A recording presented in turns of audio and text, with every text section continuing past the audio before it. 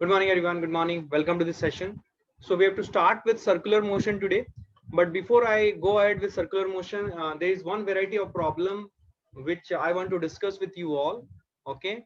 Before we go ahead with the chapter of circular motion, and let me put that forward question. वो directly वो question मैं आपके सामने रखता हूँ. वर्क पर एनर्जी का एक variety of question रह गया था जो कि मैं एक बार आपको दिखाता हूँ. ठीक है. सर एनसीईआरटी रीडिंग करना है. एनसीईआरटी रीडिंग आप चाहो तो ऊपर से थियोरी के लिए एक बार पढ़ सकते हो, no problem in doing that. But मैंने मैक्स सभी कॉन्सेप्ट्स मैंने आपको कवर करवा दिए हैं. जस्ट एक बार रीडिंग ले लेना कि कुछ भी ऐसा थियोरी का पॉइंट के ऊपर अगर आपको लगता है कि कोई भी डाउट हो तो आप मुझसे पूछ लेना. ठीक है ना. एक बार रीडिंग कर लेना बस. ठीक है. That is what is required. ठीक है. इसमें रटने जैसा कुछ भी नहीं होगा, सब समझने वाली चीज है. तो आप समझ चुके हो चीजों को ऑलरेडी. ठीक है. तो एक बार रीडिंग कर लेना. That is what is required. ठीक है. और बाकी कुछ नहीं. आइए चलिए लेट्स स्टार्ट. तो मैं आपको बता रहा हूं कि कैसे टाइप के प्रॉब्लम मुझे एक आपको वर्क पर एनर्जी में करवाना है. मैं आपको एक सवाल से ही देता हूं directly. Suppose if I say that the force vector is given by x I cap plus Y J cap.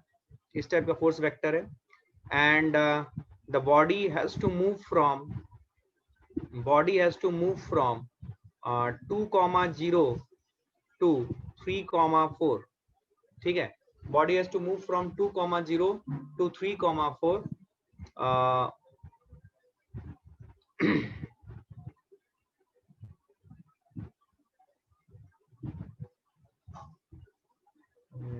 रुको. Body has to move from 0,0 to 3,4 along the curve y is equal to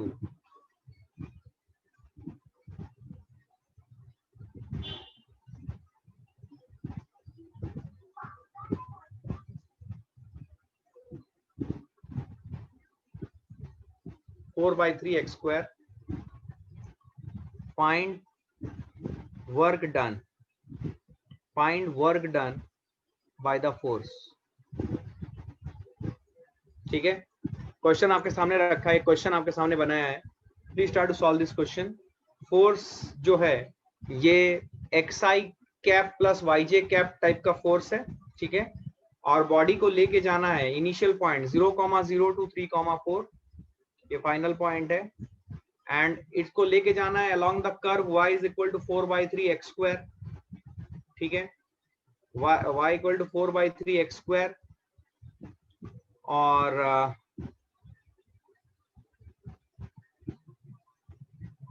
ठीक है 4/3 x square.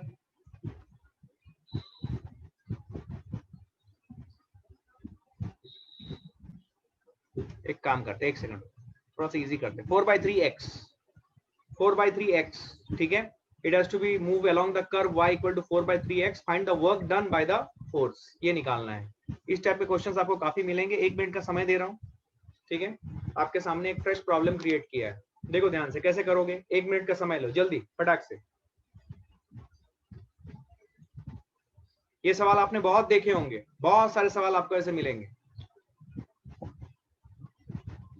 बहुत सारे सवाल create किए जा सकते हैं, कोई खास बात नहीं है, आप कर सकते हो. ठीक है. आइए सबसे पहले हम यहाँ पे देखते हैं आंसर आया क्या.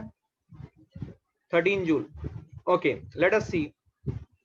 हमारे पास वर्क डन का जो फॉर्मूला है DW basic is it equal to F vector dot DS vector. Everyone ये फॉर्मूला सबसे इंपॉर्टेंट है. Never start with work done equal to F vector dot S vector. that is a formula which we get after using some assumptions, right? मैंने आपको ये basic बात बताई थी work for energy में. So DW equal to F vector dot DS vector है. This is the basic definition of work done. ठीक है. DW equal to F vector dot DS vector.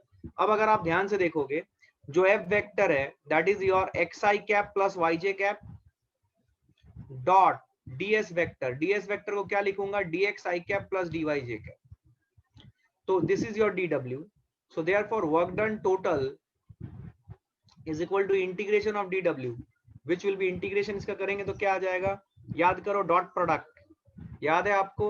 Suppose we have AI cap plus BJ cap dot product CI cap plus DJ cap. इसका result क्या आता है. इसका result आता है AC plus BD.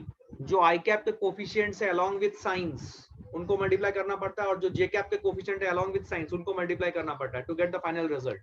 तो फाइनल रिजल्ट क्या आ जाएगा? फाइनल रिजल्ट आ जाएगा integration of x d x plus integration of y d y. क्या मेरी बात समझ में आ रही है? Integration of x d x plus integration of y d y. ठीक, अच्छा, तो 0,0 से 3,4 हम जा रहे हैं, ठीक है। तो x कोऑर्डिनेट ध्यान से देखो, x कोऑर्डिनेट कहां से कहां तक जा रहा है? 0 से 3 तक जा रहा है। और y कोऑर्डिनेट कहां से कहां तक जा रहा है? y coordinate it is going from 0 to 4। Are you understanding this? This is what we are getting, ठीक है। इसमें मेरे को पाथ के ऊपर डिपेंडेंसी नहीं पड़ी, जरूरत ही नहीं पड़ी मेरे को ये इंटीग्रेशन करने के लिए। तो ये रिजल्ट क्या आ जाएगा? ये रिजल्ट आ जाएगा x² 2 प्लस y² 2। लिमिट्स डालो 0 से 3 और ये लिमिट्स डालो 0 से 4, तो कितना आ जाएगा बोलो?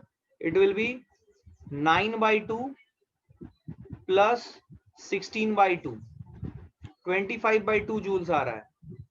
ध्यान से देखो, क्या मैं सही हूं?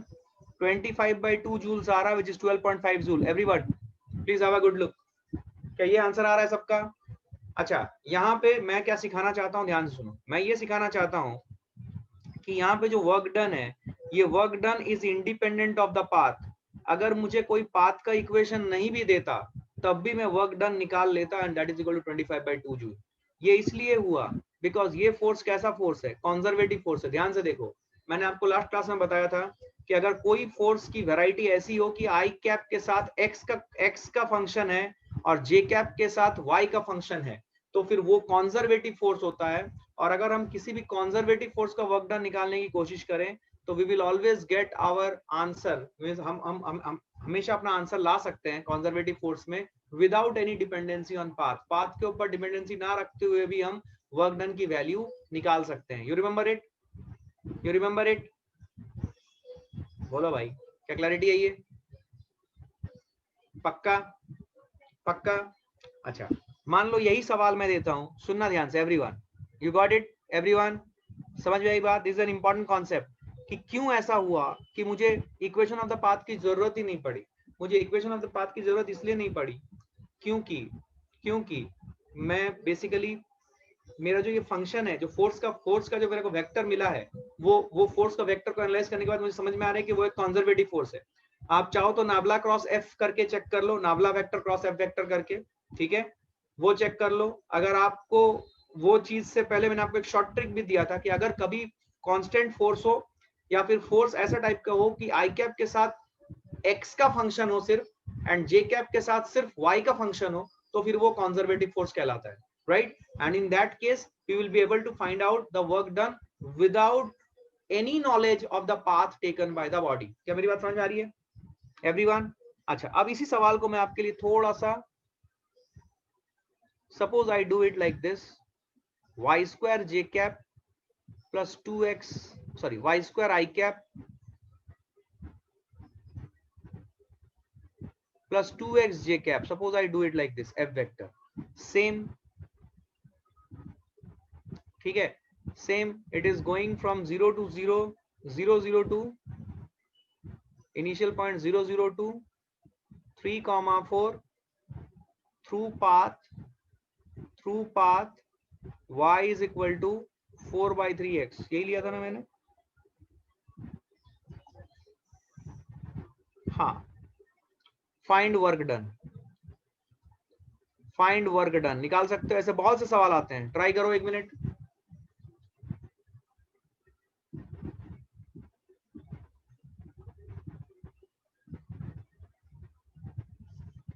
फिर से देखो, dw का कॉन्सेप्ट आप यूज करोगे, dw is equal to integration of f vector dot ds vector.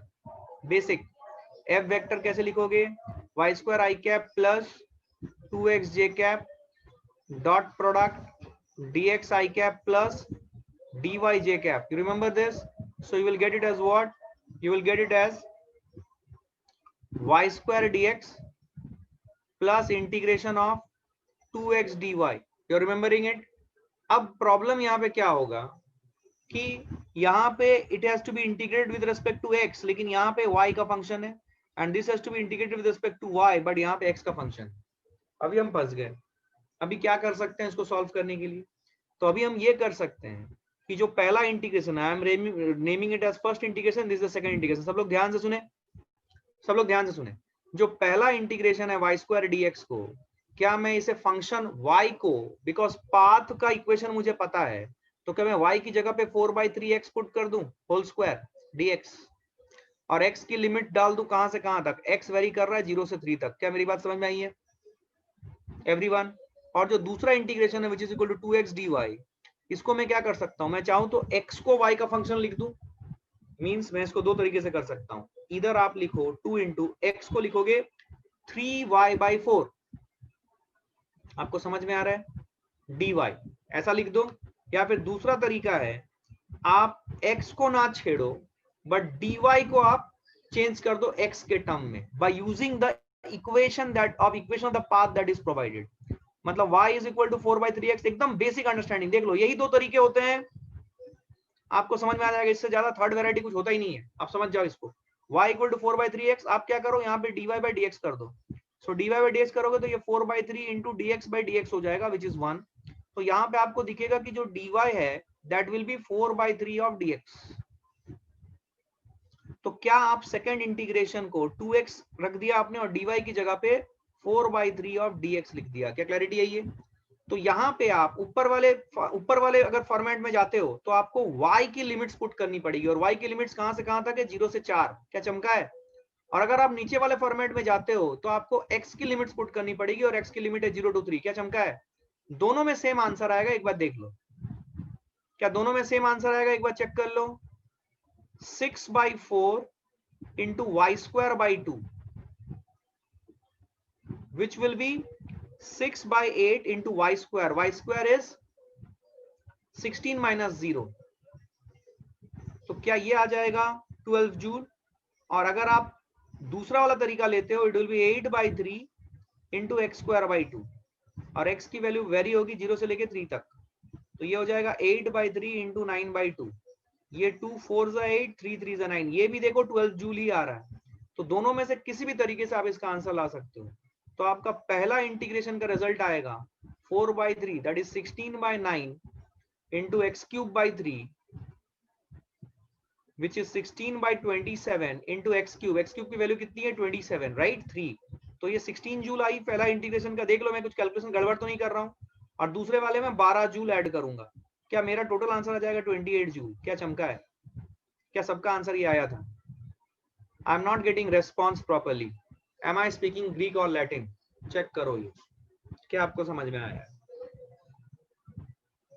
क्या मैं sense, am I making sense? Are you understanding what I am trying to do?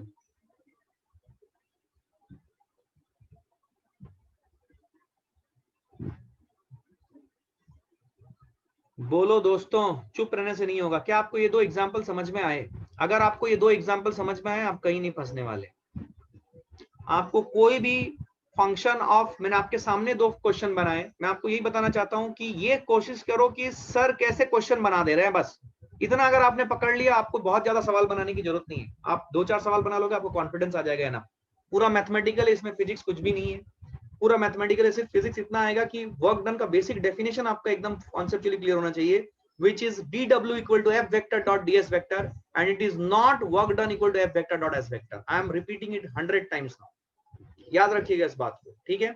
चलिए, so this is what I had to teach you. अब इसमें देखो, इसमें अलग अलग y के अलग फंक्शन दे सकता है। y² की जगह पे किसने y³ दे दिया, x की जगह पे 3/2 x² दे दिया, वो अलग अलग इनफाइनाइट वेरिएशन हो सकते हैं, बट कॉन्सेप्ट तो वही रहेगा कि अगर नॉन कंजर्वेटिव फोर्स है तो वर्क डन निकालने के लिए मुझे पाथ का नॉलेज होना चाहिए। क्या ये फोर्स नॉन कंजर्वेटिव फोर्स है? हाँ, ये नॉन कंजर्वेटिव फोर्स है। आप नाबला क्रॉस एफ करके चेक कर लो, आपको नॉन जीरो वैल्यू मिलेगी। इसीलिए यहाँ पे मुझे वर्क डन निकालने के लिए पाथ का इक्वेशन को काम में लाना पड़ा। इसीलिए बोलते हैं कि work done by non conservative force is path dependent. क्या फील आई? क्यों बोलते हैं path dependent? Otherwise you would not have been able to find out the value of work done if you have no idea about which path the body is taking. इसीलिए बोलते हैं कि work done by a conservative force is path independent and work done by a non conservative force is path dependent. क्या feel आई है? इससे पहले आपने आपने इसको रटा था, बट अब आपको समझ में आ जाना चाहिए, हाँ बस क्या मतलब है इसका, मेरे को चमका है। क्या क्लैरिटी है everyone? Did you understand this? चलिए, now will start with circular motion. आज का लेक्चर बेसिक लेक्चर रहेगा, लेकिन बेसिक के साथ साथ इंपॉर्टेंट भी है। आपको मैं सभी चीजों का रिवीजन करवा दूंगा एक इंपॉर्टेंट एस्पेक्ट के हिसाब से, ठीक है? और मैं आपको किनेमेटिक्स, लीनियर किनेमेटिक्स और एंगुलर किनेमेटिक्स में कैसे वैरायटी ऑफ क्वेश्चंस आते हैं वो भी मैं आपको बता दूंगा, ठीक है? अब ध्यान से सुनो, इस चैप्टर के बारे में थोड़ी अच्छी अच्छी बातें। पहली बात, ये चैप्टर जो है, ये चैप्टर भी दो पार्ट में डिवाइड होता है, सर्कुलर मोशन। एक है सर्कुलर मोशन किनेमेटिक्स,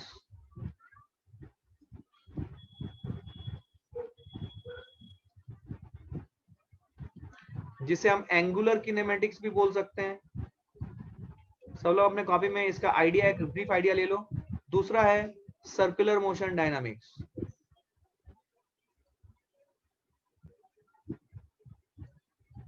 ठीक है, जिसे हम समझ सकते हैं as Newton laws in circular motion, ठीक है? ये दो एस्पेक्ट हैं ब्रॉडली, और इन्हीं के ऊपर सवाल आते हैं। अब समझने वाली बात है कि सर्कुलर मोशन किनेमेटिक्स की जब हम बात कर रहे हैं, तो सर्कुलर मोशन किनेमेटिक्स में हम वही सब फैक्टर्स की बात करेंगे या वही सब वेरिएबल्स की बात करेंगे जो हमने ऑलरेडी लीनियर मोशन के किनेमेटिक्स में देखा हुआ है। वहां उसी के जो लीनियर मोशन किनेमेटिक्स होंगे, उन्हीं के counter part circular motion kinematics में कैसे आएंगे, ये हम लोग देखेंगे, ठीक है? तो सब कुछ, जैसे कि हम याद करो, किनेमेटिक्स चैप्टर में आपने जो जो वेरिएबल पढ़ा था, क्या क्या वेरिएबल पढ़ा था आपने? वास्ट पढ़ा था, वास्ट। याद है? याद रखने का तरीका मैंने बोला था vast. What is vast? V stands for velocity, A stands for acceleration, A stands for displacement, T stands for time. आपने ये सब वेरिएबल पढ़े थे कहाँ पे? जब आपने लीनियर किनेमेटिक्स पढ़ा था। जब हम सर्कुलर मोशन के किनेमेटिक्स पढ़ेंगे तो हम इन्हीं के एंगुलर काउंटर पार्ट्स की बात करेंगे, जैसे कि velocity which is linear velocity, यहाँ पे आ जाएगा एंगुलर वेलोसिटी जिसको रिप्रेजेंट करेंगे ओमेगा से। Acceleration which was linear acceleration, यहाँ पे आ जाएगा एंगुलर एक्सेलरेशन जिसको अल्फा से रिप्रेजेंट करेंगे। एस रिप्रेजेंट्स लीनियर डिस्प्लेसमेंट, यहाँ पे एंगुलर डिस्प्लेसमेंट होगा जिसको डेल्टा थीटा या थीटा से रिप्रेजेंट करेंगे।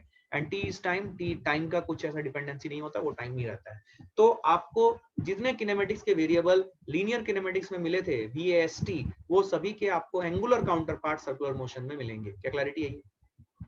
पक्का? सर्कुलर मोशन डायनामिक्स में हम न्यूटन लॉ लगाएंगे, सर्कुलर मोशन का डायनामिक्स में हम न्यूटन लॉ लगाएंगे। और जब हम न्यूटन लॉ लगाएंगे तो न्यूटन लॉ का जो बेसिक रूल है कि एक्शन रिएक्शन पेयर, वो हम लोग सेंट्रीफ्यूगल फोर्स और सेंट्रीपिटल फोर्स में समझेंगे। और दूसरा न्यूटन का सेकंड लॉ, न्यूटन का सेकंड लॉ या न्यूटन का फर्स्ट लॉ, जो कि न्यूटन का सेकंड लॉ का एक स्पेशल केस आप मान सकते हो, विच इज इक्विलिब्रियम कंडीशन। यही सब चीजें हम सर्कुलर मोशन में लगाएंगे, ठीक है? This is what we will do. तो circular motion dynamics, circular motion kinematics. अब हम थोड़ा समझते हैं कि इस चैप्टर को अच्छे से समझने के लिए प्री रिक्विजिट्स क्या है, जरूरी है ये समझना। इस चैप्टर को समझने के लिए प्री रिक्विजिट्स क्या है? प्री रिक्विजिट्स इस चैप्टर को समझने के लिए आपको किनेमेटिक्स आना चाहिए, आपको लॉज ऑफ मोशन आना चाहिए,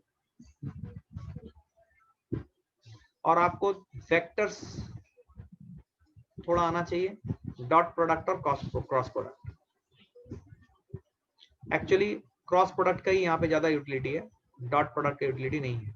तो आपको क्रॉस प्रोडक्ट थोड़ा आइडिया आपका होना चाहिए, क्या चल रहा है क्या नहीं, ठीक है? इसके अलावा आपको basics addition and subtraction of vectors, जो कि आपको वेक्टर का उतना नॉलेज तो होना ही चाहिए। रिजोल्यूशन का आपको नॉलेज होना चाहिए, कैसे वेक्टर्स को आप रिजोल्व करोगे उसकी समझ आपकी होनी चाहिए। तो ये सब समझ के साथ आप इस चैप्टर को अच्छे से कॉन्फिडेंटली टैकल कर सकते हो। लॉज ऑफ मोशन जब मैं बात कर रहा हूं तो simple laws of motion, Newton laws of motion ही नहीं, बल्कि फ्रिक्शन का भी नॉलेज आपको होना चाहिए। तो अगर ये सब चीजों का नॉलेज आपको है, then nobody can stop you from making this chapter great for yourself, ठीक है? तो ये चीज है।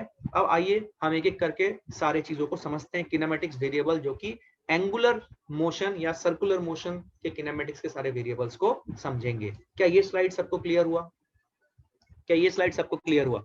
ट्रस्ट मी, ये चैप्टर मैं बहुत अच्छे से कराऊंगा, आपको बहुत सारी क्लैरिटी आ जाएगी, आपको थियोरी के भी क्वेश्चंस अटेम्प्ट करने का कॉन्फिडेंस आ जाएगा। डोंट वरी, ठीक है? लेकिन जितना बोल रहा हूं सुनते चलो अच्छे से, विद डीप प्रोफाउंड एकदम इंटरेस्ट के साथ, ठीक है? आ जाओ, चलो बढ़ते हैं आगे। तो सबसे पहले जो किनेमेटिक वेरिएबल हम लोग देखेंगे, दैट विल बी योर की।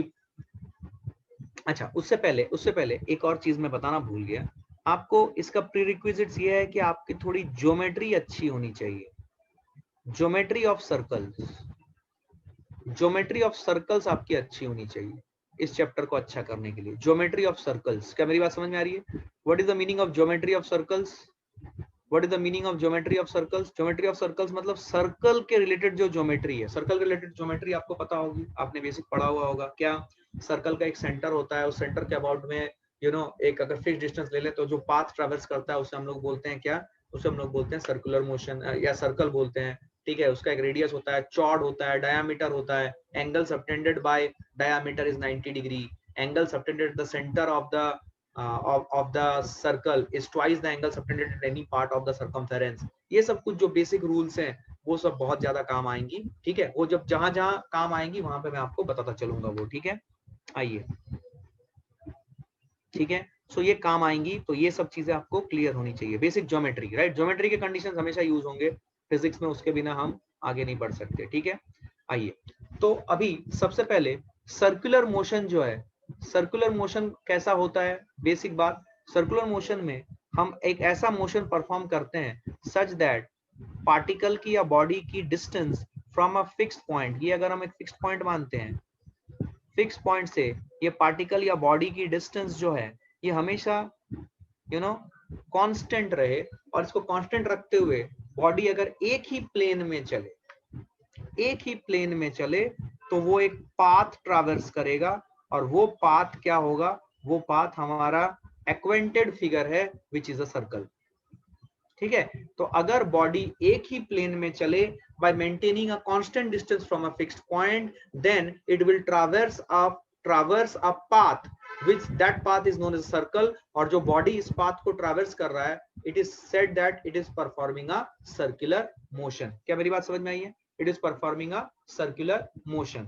अब ध्यान से देखो कि सर्कुलर मोशन में, ठीक है, सर्कुलर मोशन में क्या क्या, सॉरी, लीनियर मोशन में क्या क्या वेरिएबल थे? सर्कुलर मोशन का मतलब समझ में आया कि एक ऐसा मोशन होगा बॉडी का इन अ प्लेन, याद रखना, क्योंकि अगर प्लेन छोड़ दे तो वो सर्कुलर मोशन नहीं होगा, वो स्फेरिकल मोशन होगा। मतलब एक फिक्स पॉइंट है, फिक्स पॉइंट को अगर मैं डिस्टेंस कहीं पे भी सेम डिस्टेंस रखूं, तो जो बॉडी जो पाथ ट्रेवल करेगा वो पाथ एक सरफेस पे होगा, और वो सरफेस स्फीयर होगा। लेकिन अगर एक ही प्लेन में बॉडी मूव करे, सच दैट, प्लेन मतलब समझते हो? ये व्हाइट बोर्ड जो मैंने आपको दिख रहा है आपके आंखों के आगे, ये व्हाइट बोर्ड एक प्लेन है। तो व्हाइट बोर्ड में जब मैं किसी भी पेंसिल को मूव कराता हूं व्हाइट बोर्ड में, और उसको बाहर लेके नहीं जाता हूं व्हाइट बोर्ड से, तो फिर वो व्हाइट बोर्ड में ही वो पेंसिल का मोशन हो रहा है। So that will be called motion in a plane, मतलब एक ही प्लेन में हो रहा है। ऑन द कॉन्ट्ररी, अगर मैं प्लेन चेंज करता रहूं तब मुझे एक सरफेस मिलेगा, और वो सरफेस स्फीयर होगा। क्या क्लैरिटी है ये?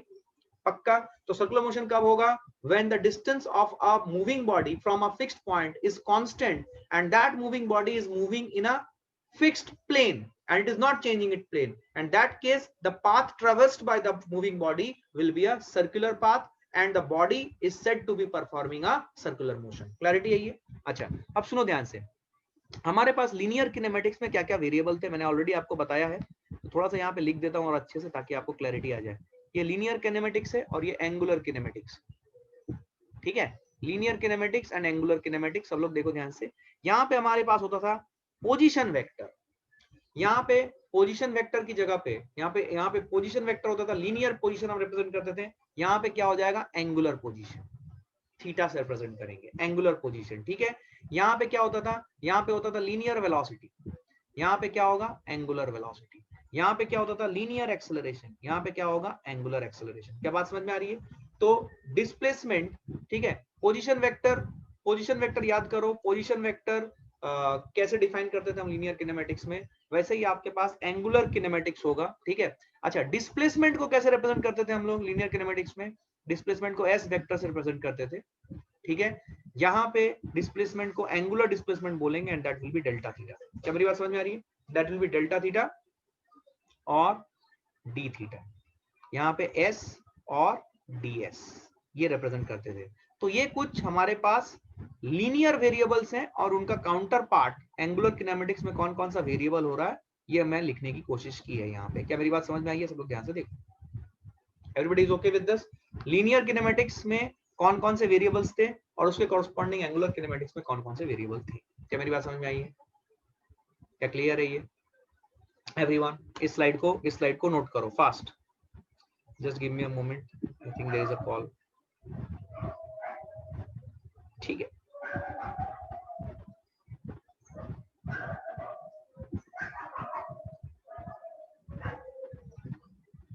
हाँ जी।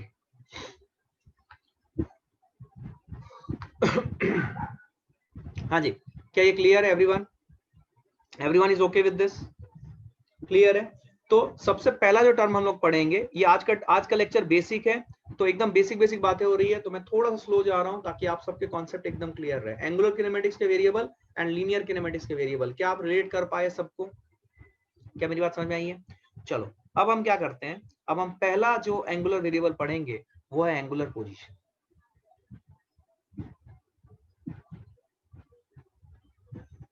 ठीक है, एंगुलर पोजीशन। अब समझने वाली बात क्या है, सुनना, समझने वाली बात ये है एंगुलर पोजीशन की कि याद करो लीनियर पोजीशन जब हम लोग बोलते हैं तो पोजीशन व्हेन वी से व्हाट वी यूज्ड टू से पोजीशन, याद करो किसी पार्टिकल की पोजीशन क्या है। पोजीशन को डिफाइन करने के लिए हमें क्या चाहिए था? हमें एक फिक्स्ड पॉइंट चाहिए था।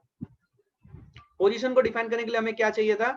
हमें एक फिक्स्ड पॉइंट चाहिए था। फिक्स्ड पॉइंट से कितना दूरी और किस डिस्टेंस पे, ये नॉलेज चाहिए था to define the position of a particle. याद आ रहा है आपको लीनियर किनेमेटिक्स में how we were defining the position of a particle? Position of a particle define करने के लिए हमें दो चीजों की जरूरत है। ये थियरी का इंपॉर्टेंट पॉइंट है। क्या? एक फिक्स्ड पॉइंट की जरूरत है जो generally origin system coordinate system का ओरिजिन होता है, और दूसरा उस पॉइंट से किस डायरेक्शन में वो पॉइंट अवेलेबल है।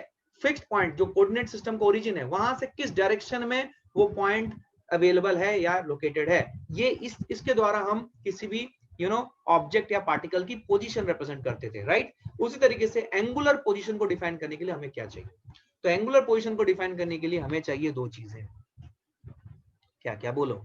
हमें चाहिए एक रेफरेंस लाइन और हमें चाहिए एक reference point. So to define angular position we need two things, we need a reference line and we need a reference point। ठीक है, so देखो, और SI unit of angular position क्या हो जाएगा? SI यूनिट आप सबको पता है, SI यूनिट इसका होता है रेडियन। कितना होता है, क्या होता है इसका SI यूनिट? रेडियन होता है, हमें ये पता है SI यूनिट इज रेडियन। और इसको 180 डिग्री, आप सबको ये बेसिक बात पता है, मैं फिर भी लिखा देता हूँ कि आपको पता है कि 180 degree equal to pi radian होता है। तो आप किसी भी डिग्री को रेडियन में कन्वर्ट कर सकते हो। अगर मैं 90 डिग्री बोलूं तो आप सीधा सीधी कन्वर्ट कर सकते हो कि it is equal to pi by 2 radian, right? अगर मैं 60 डिग्री बोलूं it is pi by 3 radian and so on and so forth. क्या क्लैरिटी है ये? क्या ये बेसिक बात सबको क्लियर है? कोई दिक्कत नहीं है? तो to define angular position we need 2 points, important बात। so we need 2 points, one is the reference line, another is the reference point। जैसे कि फॉर एग्जांपल एक पॉइंट यहाँ पे है, तो इसकी एंगुलर पोजीशन डिफाइन करने के लिए मुझे एक रेफरेंस लाइन चाहिए, मुझे एक रेफरेंस लाइन चाहिए। तो ये रेफरेंस लाइन है और इस रेफरेंस लाइन पे मुझे एक पॉइंट चाहिए जिसे हम लोग बोलेंगे रेफरेंस पॉइंट। एक बार ये डिफाइन हो गया तो फिर मैं ये रेफरेंस पॉइंट से, सुनना ध्यान से, this is my reference point and this is my reference line. एक बार ये डिफाइन हो गया तो मैं रेफरेंस पॉइंट से इस पार्टिकल के लोकेशन को इसको मैच कराऊंगा या फिर इसको मतलब ज्वाइन कर दूंगा, तो फिर ये मेरा हो जाएगा theta. This is my angular position. तो एंगुलर पोजीशन डिफाइन करने के लिए मुझे क्या चाहिए? मुझे रेफरेंस लाइन चाहिए और मुझे रेफरेंस पॉइंट चाहिए। तो आपको समझ में आ रहा है ये बात कि इसका मतलब ये हुआ सर कि अगर एंगुलर पोजीशन है, सुनिए ध्यान से सुनिएगा, अगर एंगुलर पोजीशन है, अगर मैं रेफरेंस लाइन बदल दूं और रेफरेंस पॉइंट बदल दूं तो क्या एंगुलर पोजीशन बदल जाएगी सेम पॉइंट की? बिल्कुल बदलेगी। देखो ध्यान से, सपोज मैंने रेफरेंस लाइन वही रखा बट मैंने अपना एंगुलर पॉइंट जो है रेफरेंस पॉइंट जो है वो ये ले लिया। रेफरेंस पॉइंट को मैं P नाम दे रहा हूँ, ये सॉरी पार्टिकल को P नाम दे रहा हूँ, रेफरेंस पॉइंट को O नाम दे रहा हूँ। मान लो अगर मैं रेफरेंस पॉइंट O डैश ले लूं, रेफरेंस लाइन वही रखूं, तो क्या इसी पार्टिकल P की जो पोजीशन होगी, मैं डॉटेड लाइन से दिखा रहा हूँ, सब लोग देखे ध्यान से, क्या ये पोजीशन इस लाइन की ये हो जाएगी समथिंग लाइक दिस? क्या क्लैरिटी है ये? Something like this. अब ये जो एंगल होगा this will become theta dash and not theta, this will become theta dash and not theta. इसका मतलब अगर मैं रेफरेंस लाइन फिक्स रखूं लेकिन रेफरेंस पॉइंट बदल देता हूं तो मेरा सेम पोजीशन का सेम पॉइंट का एंगुलर पोजीशन अलग अलग हो जाएगा। इसका मतलब for a unique definition of angular position I need a fixed line which is a reference line and a fixed reference point, तभी मेरी एंगुलर पोजीशन फिक्स्ड डिफाइन होगी, अदरवाइज फिक्स्ड डिफाइन नहीं होगी। क्या क्लैरिटी है ये? Everyone is okay with this? Any doubt, any confusion? बोलो, clear है? पक्का 100%? इसमें कोई डाउट बोलो, क्लियर है ये? अच्छा अब देखो ध्यान से देखना। अगर मैं ऐसा करूं कि मैं कोई दूसरा रेफरेंस लाइन लेता हूं, suppose I choose another reference line something by this. देखो ध्यान से, सपोज मैंने एक ऐसा रेफरेंस लाइन लिया, this is my second reference line. Reference line मैंने अलग कर दी। तो अगर मैंने रेफरेंस लाइन अलग कर दिया, अब ध्यान से सुनो, अगर मैंने सेम एंगुलर पोजीशन ओ रखा तो ओ रखा है, तो अभी जो एंगुलर रेफरेंस पॉइंट ओ रखा है, अभी जो एंगुलर पोजीशन हो जाएगी वो कुछ थीटा डबल डैश हो जाएगी। इसका मतलब अगर मैं रेफरेंस लाइन भी बदल देता हूं तब भी मेरा एंगुलर पोजीशन बदल जाएगा। इसका मतलब समझ में क्या है आपको? इसका मतलब एंगुलर पोजीशन के डिटर्मिनेशन के लिए मुझे एक फिक्स्ड रेफरेंस लाइन चाहिए और एक फिक्स्ड रेफरेंस पॉइंट चाहिए। अगर इनमें से कुछ भी बदल गया तो मेरा एंगुलर पोजीशन बदल जाएगा। क्या क्लैरिटी यही है एवरीवन? ये कॉन्सेप्चुअल पॉइंट है, इसके ऊपर सवाल आएंगे कि एंगुलर पोजीशन के डिटर्मिनेशन के लिए क्या क्या दो चीजें जरूरत है। एक है रेफरेंस लाइन, दूसरा है रेफरेंस पॉइंट। इनमें से कुछ भी बदल गया तो एंगुलर पोजीशन बदल जाएगी सेम पॉइंट की। क्या क्लैरिटी है ये everyone? Did you understand this point? It was bit theoretical but did you understand this point? क्या क्लैरिटी है ये? अच्छा यहाँ पे देख लो इसको, सपोज मैं OA नाम देता हूं। यहाँ पे OA क्या है? OA रेफरेंस लाइन है। OB, OA and OB, they are reference line. O and O dash, they are what? Reference points. क्या क्लैरिटी है ये? तो यूनिक एंगुलर पोजीशन के लिए क्या मुझे, फिर से सुनो, यूनिक एंगुलर पोजीशन के लिए क्या मुझे reference line and reference point दोनों फिक्स चाहिए, तभी मेरे को यूनिक एंगुलर पोजीशन मिलेगा। कोई भी एक बदल दूं, रेफरेंस लाइन या रेफरेंस पॉइंट, तो मेरा एंगुलर पोजीशन सेम पॉइंट का, P पॉइंट का बदल जाएगा। क्या क्लैरिटी है ये? Everyone is okay with this? कोई दिक्कत? लिखो इसको जल्दी, quickly right it down fast. Clear है ये? आइए बढ़ू आगे। आइए बेसिक सवाल देखो ध्यान से। सपोज मैंने आपको ऐसा एक स्क्वायर शेप्ड का स्ट्रक्चर दिया है, ठीक है? Suppose we give a structure like this, ऐसा, ठीक है? Let me mark this point as ABCD, ठीक है? लेट अस से दिस, ठीक है? सो ध्यान से देखो, सपोज इफ आई से find angular position of B, C and D with respect to reference point A and reference line, इसको क्या नाम दूं? ABCDE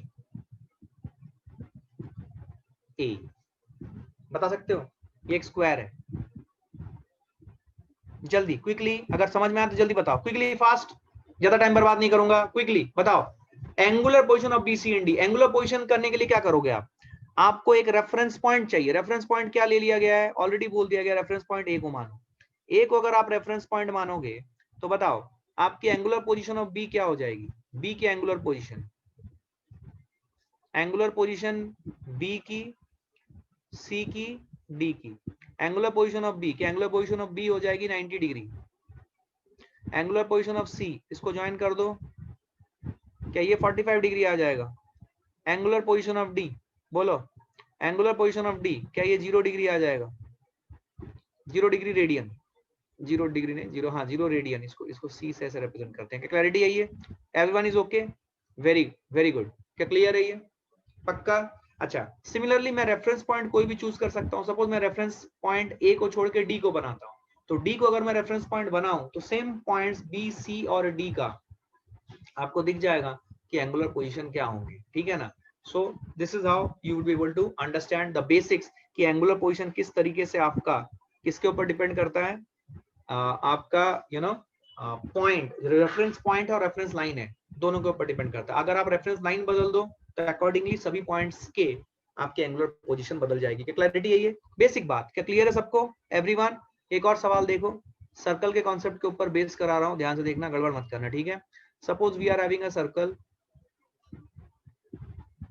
semicircle rather, ध्यान से देखना, सेमी सर्कल है ये, इस पॉइंट को एक्सटेंड कर रहा हूं and suppose if I take, ये मेरा रेफरेंस पॉइंट ले रहा हूं मैं, तो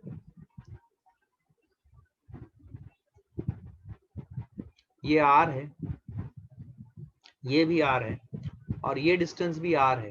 एक काम करता हूं, थोड़ा सा इसको स्मॉल कर देता हूं, just give me a moment. Just give me a moment, थोड़ा सा स्मॉल करता हूँ, ध्यान से देखो, ये भी आर है,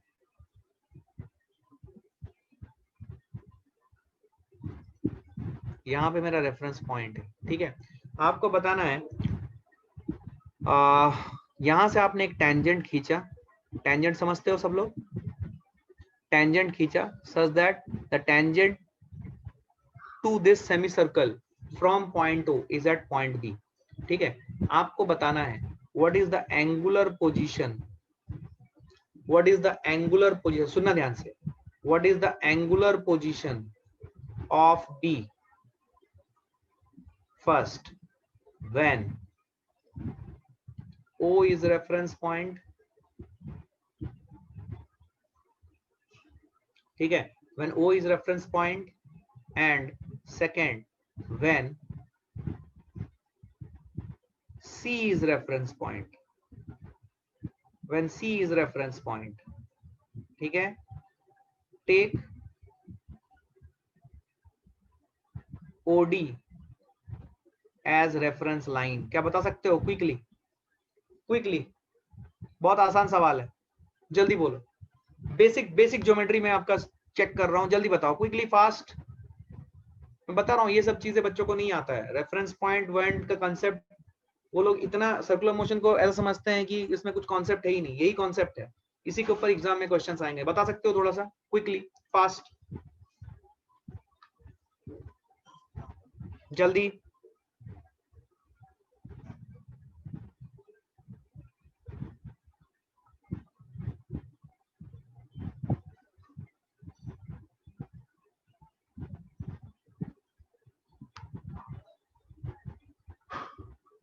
π/6 and 2π/3, okay let's see.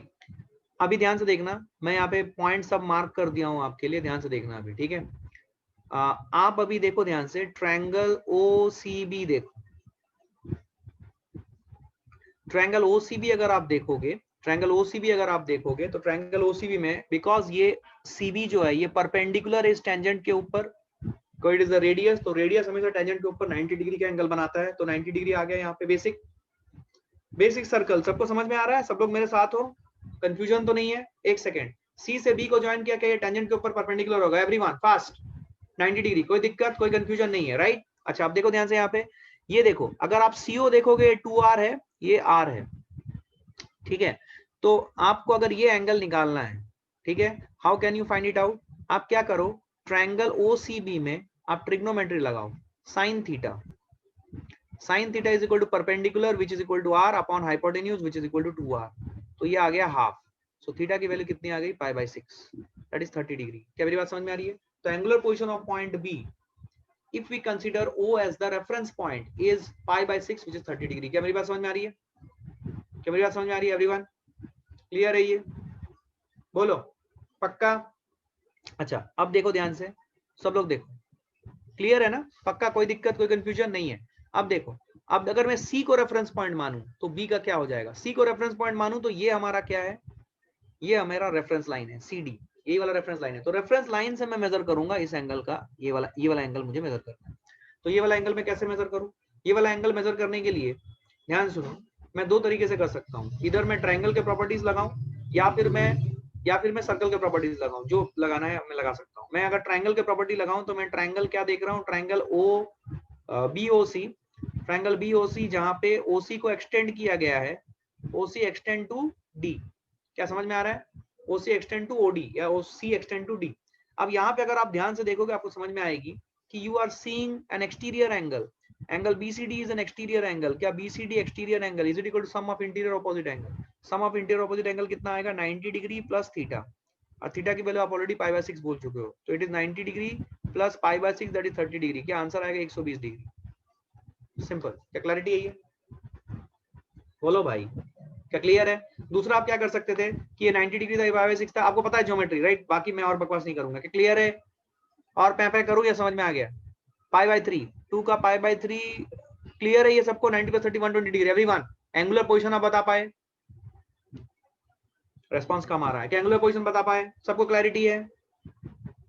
Okay good good. सो क्या सीखा आपने? ये पूरे डिस्कशन से क्या सीखा आपने? कि एंगुलर पोजीशन जो है, एंगुलर पोजीशन को डिफाइन करने के लिए, एंगुलर पोजीशन को डिफाइन करने के लिए हमें कुछ कुछ हमें चाहिए रेफरेंस। रेफरेंस क्या होता है? एक होता है रेफरेंस लाइन, दूसरा होता है रेफरेंस पॉइंट।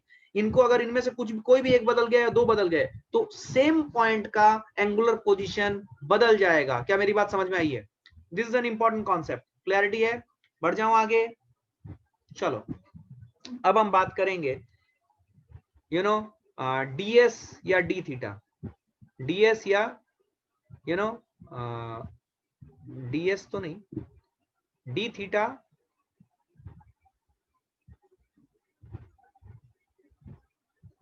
और डेल्टा थीटा, इनकी बात करेंगे।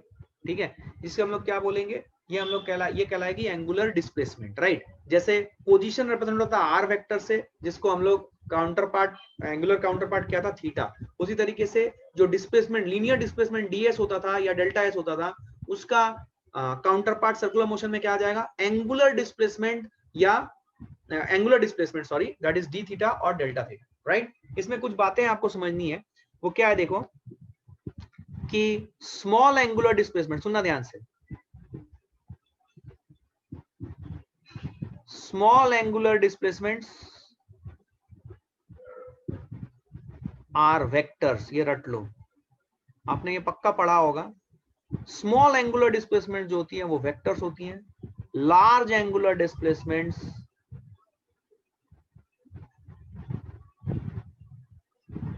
Are not vectors. Are not vectors तो हमारे पास, बिकॉज हमारे सिलेबस में सिर्फ वेक्टर और स्केलर है तो हम उसे स्केलर बोलेंगे, बट एक्चुअली ये वेक्टर नहीं है, क्योंकि लार्ज एंगुलर डिस्प्लेसमेंट की भी डायरेक्शन होती है, क्लॉकवाइज एंटी क्लॉकवाइज। आप large angular displacement of 30 degree, 45 degree, 70 degree, ये सब आप एंगुलर डिस्प्लेसमेंट आप क्लॉकवाइज या एंटी क्लॉकवाइज सेंस में रिप्रेजेंट कर सकते हो। सुनना ध्यान से, मैं बहुत गहरी बात बता रहा हूँ, ठीक है। इसको आप क्या बोलते हैं, आप क्लॉकवाइज एंटी क्लॉकवाइज सेंस में रिप्रेजेंट कर सकते हो एंगुलर डिस्प्लेसमेंट्स को, बट उनकी ये एंगुलर डिस्प्लेसमेंट्स को आप क्लॉकवाइज एंटी क्लॉकवाइज रिप्रेजेंट करने के बाद भी वो वेक्टर्स नहीं है। वो वेक्टर्स इसलिए नहीं है बिकॉज वो वेक्टर अलजेब्रा के रूल्स को फॉलो नहीं करते।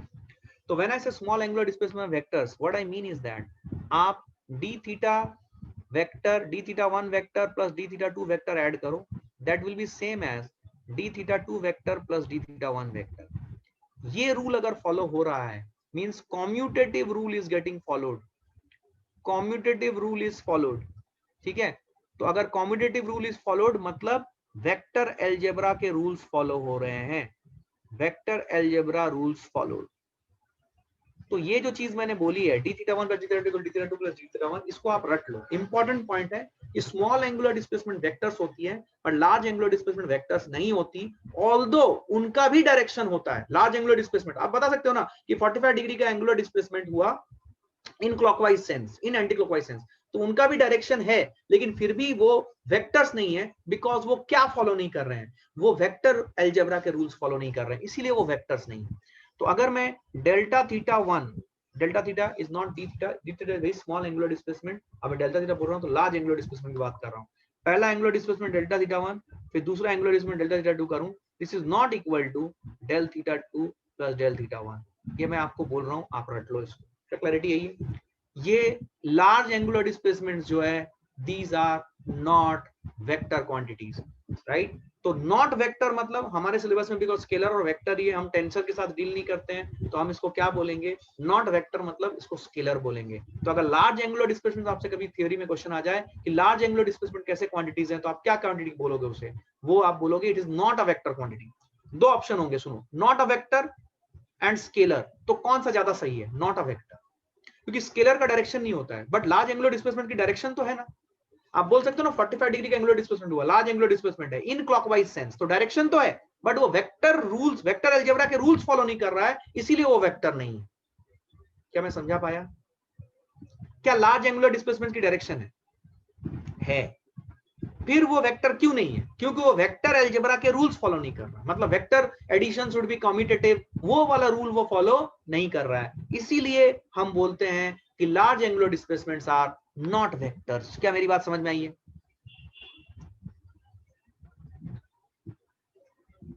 सही स्टेटमेंट क्या है? एकदम करेक्ट स्टेटमेंट, एसर्शन रीजनिंग का सवाल आ सकता है। Large angular displacements are not vectors, large angular displacements are scalar. आप कौन सा सही, अगर दोनों ऑप्शन प्रेजेंट है आप कौन सा सही टिक करोगे? बोलो। Not vector, please please, very good. Not vector को आप क्लिक करोगे, क्योंकि टिक करोगे, क्योंकि ऐसा नहीं है कि उसका डायरेक्शन नहीं है, डायरेक्शन तो है भाई, लेकिन वो वेक्टर अलजेब्रा के रूल्स फॉलो नहीं करता, इसीलिए हम उसे क्या बोलेंगे, it is not a vector, is the most correct statement. But अगर आपका नॉट अ वेक्टर नहीं है, स्केलर प्रेजेंट है, तो आप स्केलर को मार्क करो। क्या क्लैरिटी है? और अगर नॉट अ वेक्टर प्रेजेंट है तो नॉट अ वेक्टर को मार्क करोगे। क्या क्लियर है एवरीवन? पक्का 100%? कोई डाउट? समझ में आ रहा है? तो यहां पे क्या मैं बोलना चाहता हूं, सुनो ध्यान से। Small angular displacement, small and large, both angular displacements, important point है,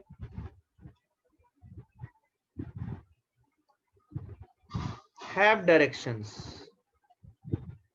but both do not follow vector algebra rules.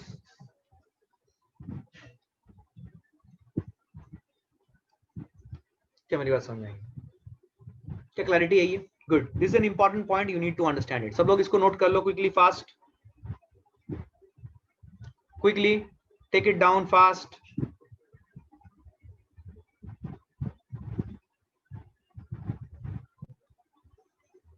Clear है? बढ़ जाऊं आगे? अब देखो ध्यान से, तुम्हें समझ में आएगी। Next very important, super duper important point. मुझे ऐसा क्यों लग रहा है कि ये सेक्शन में जो पढ़ा रहा हूं, आप लोगों ने, आपका रेस्पॉन्स ऐसे आ रहा है कि आप लोग इसे पहली बार देख रहे हो। Is it true? क्या आपको रेफरेंस लाइन और रेफरेंस पॉइंट का कॉन्सेप्ट क्लियर था? नहीं क्लियर था तो अभी क्लियर करो, right? That is why I am teaching this section slowly, क्योंकि कल से खटाखट फास्ट आ जाएगा एकदम पेस, ठीक है? क्योंकि ये सब मैं बता रहा हूँ, ये सब चीजें थियोरी के क्वेश्चंस आते हैं, थियोरी के, समझ रहे हो आप?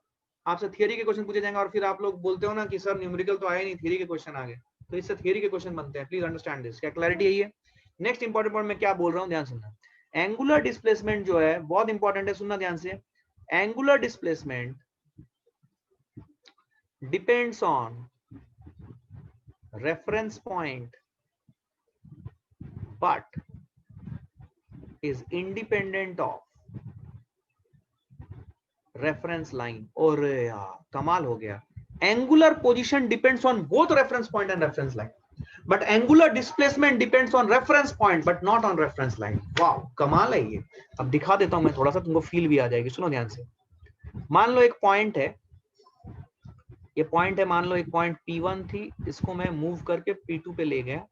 मान लो मैंने इसको अपना रेफरेंस लाइन माना है, this is my reference line and suppose this is my reference point O।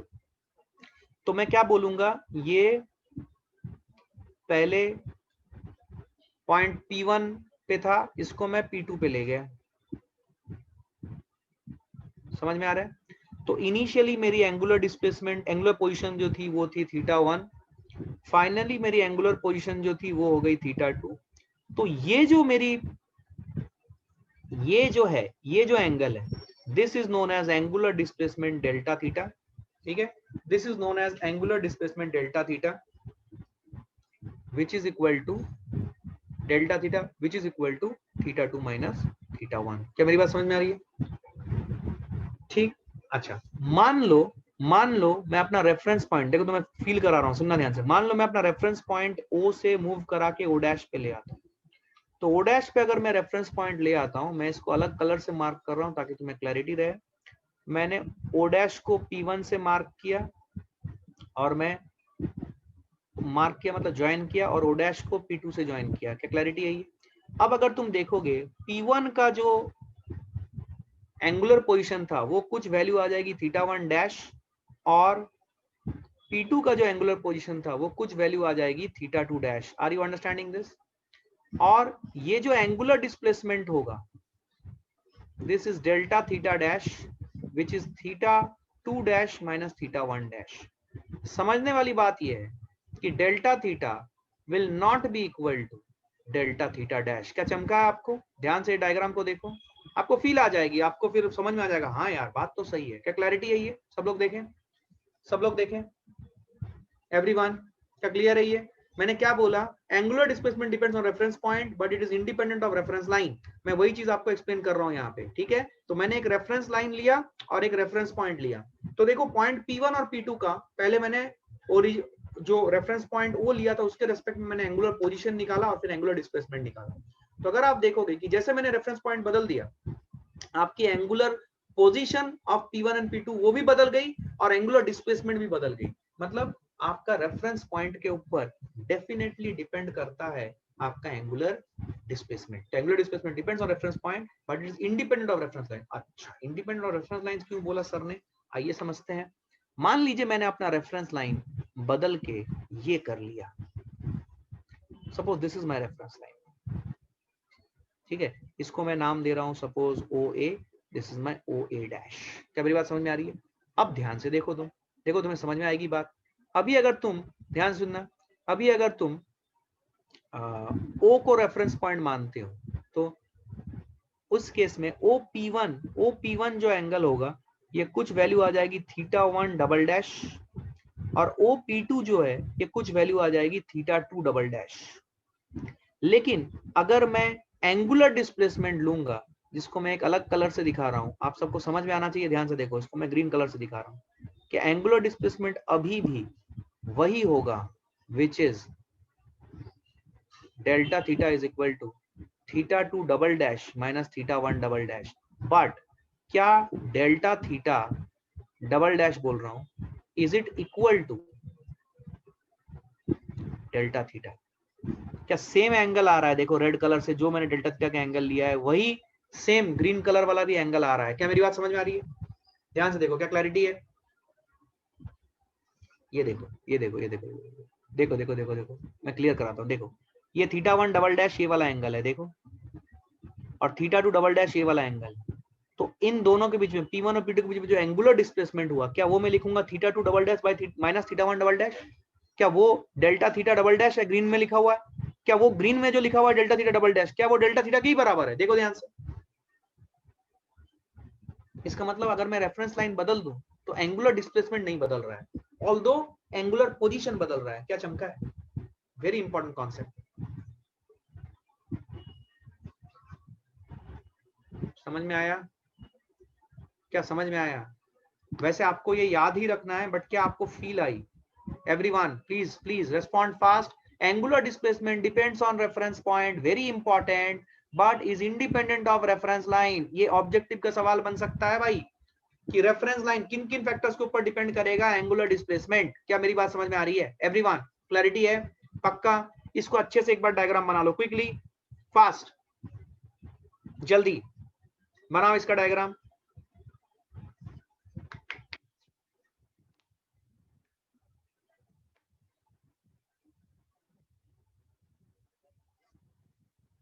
Clear है? I hope everybody is okay with this. Can I move ahead? Response कम आ रहा है। क्या क्लैरिटी है एवरीवन? मुझे ऐसा क्यों फील आ रहा है आपके होश उड़ गए भाई, मुझे ऐसा फील आ रहा है। नहीं उड़े ना? क्या तुम बेसिक्स एकदम पकड़ पा रहे हो? मैंने एकदम बेसिक टर्म से लेके जा रहा हूं आपको। मैं बता रहा हूं ये सब these are considered as tough problems, बच्चों को समझ में ही नहीं आता। और ये सब आप कोई भी बुक उठा के देख लो, आपके पास यूनिवर्सल होगा, उसमें भी इनिशियल के सवाल जो होते हैं ना 15-20, वो ऐसे थियरी वाले होते हैं और बच्चे कुछ समझ ही नहीं आता हो क्या रहा है बेटा। क्या क्लैरिटी है? ये क्या बात समझ में आई है? अच्छा, आई hope you have understood this, right? चलो मैं आगे बढ़ता हूँ। इंपॉर्टेंट पॉइंट, तो क्वेश्चन क्या है, थियरी पॉइंट क्या क्लियर होना चाहिए आपके दिमाग में, एकदम देख लो अच्छे से। क्या angular position depends on reference point and independent of reference line? Yes. क्या एंगुलर सॉरी मैंने गलत बोला, एंगुलर पोजीशन क्या it is dependent on reference line and reference point both, but angular displacement it depends only on reference point and not on reference line. क्या ये बात prove हो गई? क्या क्लियर है ये? आ जाओ। मान लो मैंने आपको एक सवाल दिया, ध्यान से देखना।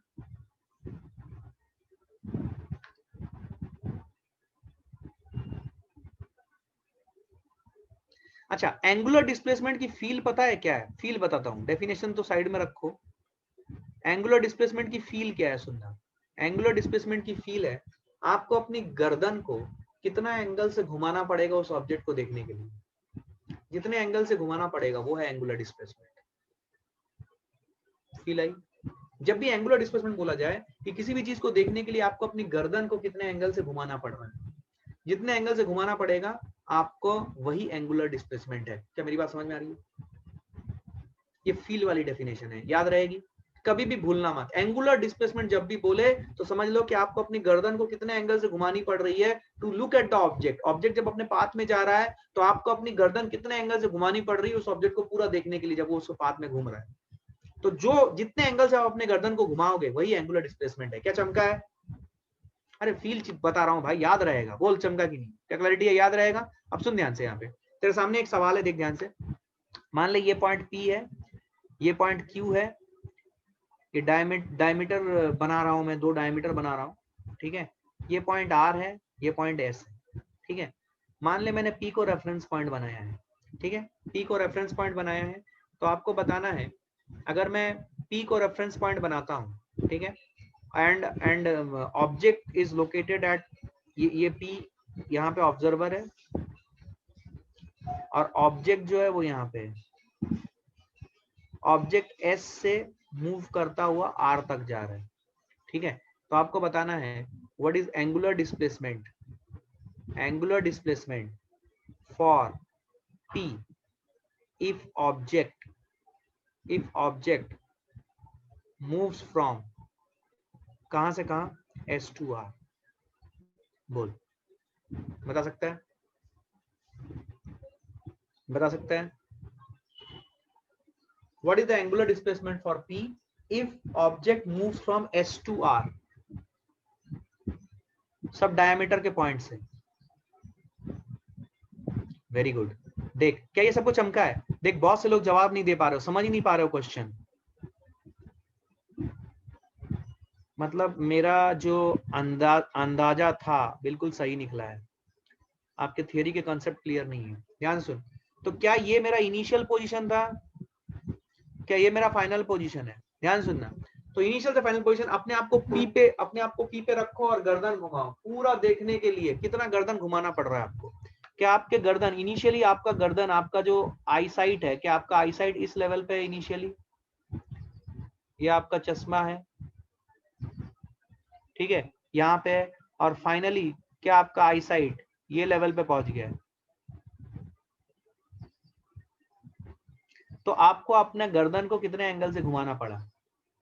बेसिक प्रॉपर्टी ऑफ सर्कल, जल्दी बोल यार, जल्दी बोल। क्या चमका है एवरीवन?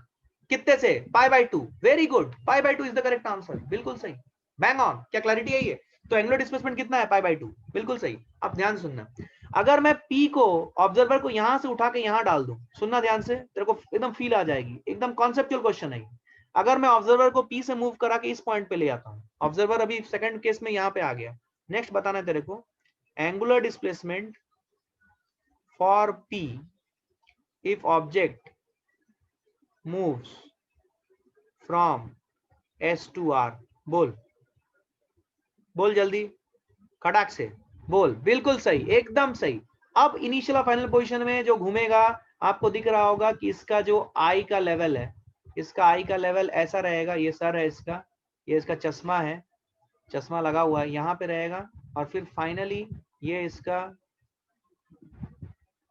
चश्मा है, ऐसा इस लेवल पे ये पहुंच गया। तो इसको पूरा अपना सर को घुमाना पड़ा 180 डिग्री से। क्या मेरी बात समझ में आई? ये पाई आ रहा है आंसर, ठीक है। अब मान ले ये जो P है ये घूम के Q के जस्ट एकदम करीब आ चुका है, एकदम एग्जैक्टली Q पे नहीं आया, जस्ट इसके करीब है, एकदम very close to Q but not exactly at Q।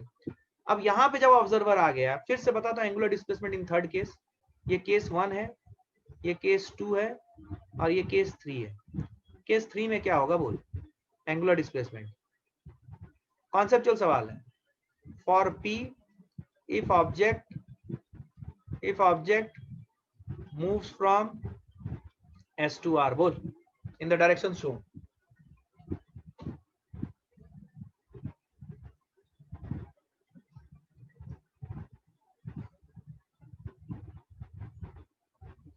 नहीं नहीं नहीं नहीं, सोच के बोलो, सोच के बोलो, सोच के बोलो, बोलना पड़ेगा सोच के।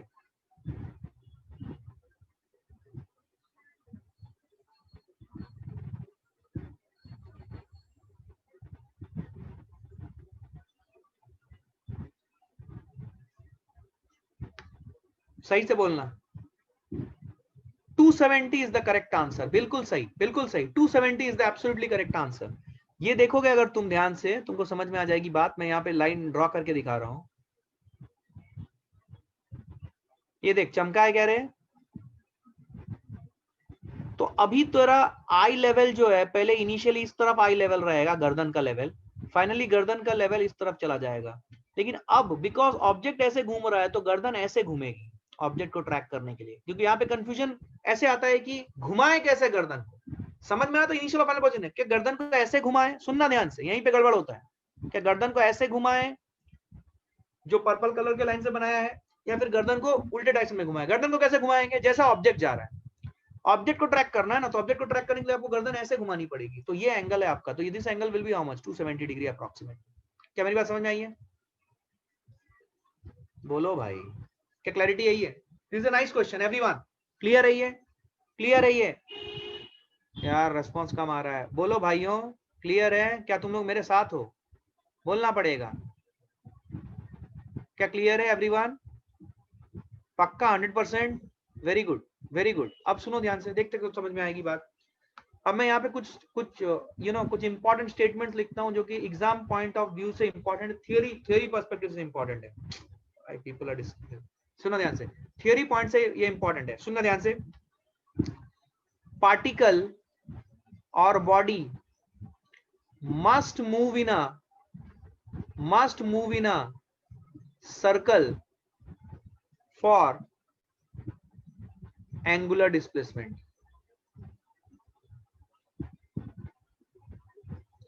ट्रू या false? Is the first statement. बताना पड़ेगा, ये सोच समझ के बताना, ठीक है? If displacement is equal to 0, then angular displacement is also equal to 0। True और फॉल्स बताना है। Important statements from exam point of view. If angular displacement is equal to 0, then linear displacement is also equal to 0. True comma false? सोच समझ के इन तीनों का जवाब देना। बोलो, पार्टिकल को सर्कुलर पाथ में मूव करना पड़ेगा, अनिवार्य है, for angular displacement to happen. Is it a true और फॉल्स स्टेटमेंट? सब लोग बोलो false. Okay, false. Okay okay, why? False, false is correct. ध्यान सुन, मान ले ऑब्जेक्ट ऐसे चल रहा है, पॉइंट ए से पॉइंट बी, ऑब्जेक्ट ऐसे चल रहा है, बट ऑब्जर्वर जो है, ऑब्जर्वर यहाँ लोकेटेड है, तो ऑब्जर्वर को अपना गर्दन को घुमाना पड़ेगा to track this object which is moving in path A B. Although linear displacement है यहाँ पे पाथ का, लेकिन फिर भी ऑब्जर्वर को इसको ट्रैक करने के लिए अपने गर्दन को घुमाना पड़ेगा इतने एंगल्स। तो क्या यहाँ पे particle has to move in a circle for angular displacement to happen? क्या ये स्टेटमेंट गलत सिद्ध हो गया? तो आंसर क्या है इसका? A big false. क्या क्लैरिटी यही है? क्या आपको केस समझ में आया है? बोलो क्लैरिटी एवरीवन। बोलना पड़ेगा दोस्त, बोलो फास्ट। क्या क्लैरिटी यही है? पक्का? दूसरा, अगर डिस्प्लेसमेंट 0 है, लीनियर डिस्प्लेसमेंट 0 है, then angular displacement will definitely be 0। अगर लीनियर डिस्प्लेसमेंट 0 है तो एंगुलर डिस्प्लेसमेंट इज डेफिनेटली 0। बोलो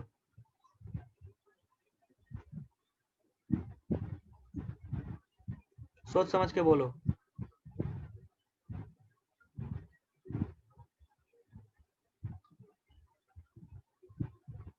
मान लो एक ऑब्जेक्ट चला, कोई भी एक आड़ा टेढ़ा पाथ लेके वहीं पे पहुंच गया, दो पॉइंट ऑलमोस्ट सेम जगह पे है, बट मैंने इनको थोड़ा सा अलग दिखाया ताकि आपको बता सकूं कि ये ट्रैवल करके आ रहा है। मान ले पाथ ऐसे ट्रैवल करके आ रहा है ऑलमोस्ट सेम जगह पे, तो ध्यान से अगर तू देखेगा, इसकी लीनियर डिस्प्लेसमेंट 0 हो गई,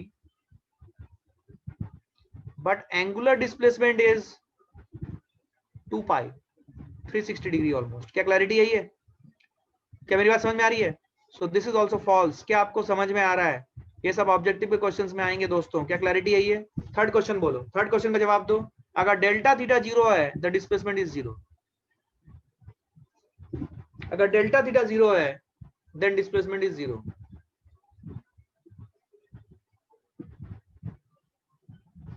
ट्रू या फॉल्स? जल्दी सोचो, जल्दी फास्ट। रेस्पॉन्स कम आ रहा है यार। सर्कुलर मोशन में तुम लोगों ने क्या ये मारी है क्या? सर्कुलर मोशन में तुम्हारा होल्ड नहीं लग रहा है मेरे को। एक second. False, correct. give me an example why you said false. False is correct. Correct है, फॉल्स करेक्ट है, क्यों क्यों क्यों क्यों क्यों क्यों बोलो, क्यों फॉल्स इज करेक्ट, क्यों क्यों? मान लो ऑब्जर्वर यहां पे और ऑब्जेक्ट ए से बी जा रहा है, पर ए से बी जो लाइन है इसी लाइन पे ऑब्जर्वर लोकेटेड है, तो डिस्प्लेसमेंट तो नॉट इक्वल टू जीरो है, but angular displacement is zero. तो डेल्टा थीटा अगर जीरो होगा देन डिस्प्लेसमेंट जीरो होगी, ये बात गलत होगी। यहाँ पे डेल्टा थीटा जीरो है but displacement is not equal to zero, because गर्दन को मूव ही नहीं कराना पड़ रहा। हमेशा याद रखो डेल्टा थीटा की जब भी बात होगी, यस डेल्टा थीटा की जब भी बात होगी तो हमेशा याद रखो, मैं बता रहा हूं डेफिनेशन अलग बात है, लेकिन जो चीज मैं बता रहा हूं स्लैंग है, ये जिंदगी भर याद रह जाएगा। अगर गर्दन घुमाना पड़ रहा है तभी डेल्टा थीटा आएगा बॉस, याद रखना ही।